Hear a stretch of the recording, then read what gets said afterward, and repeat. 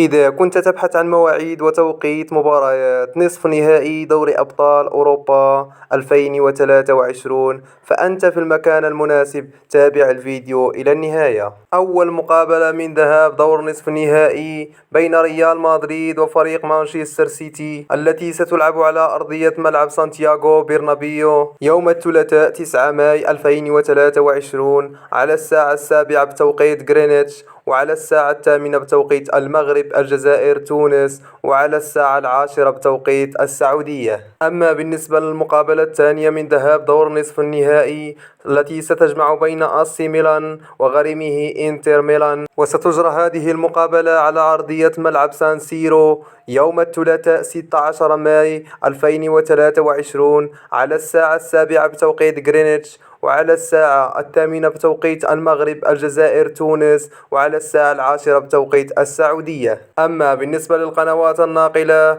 لم تحدد بعد، وسنوافيكم بأي جديد بخصوص هذا الموضوع.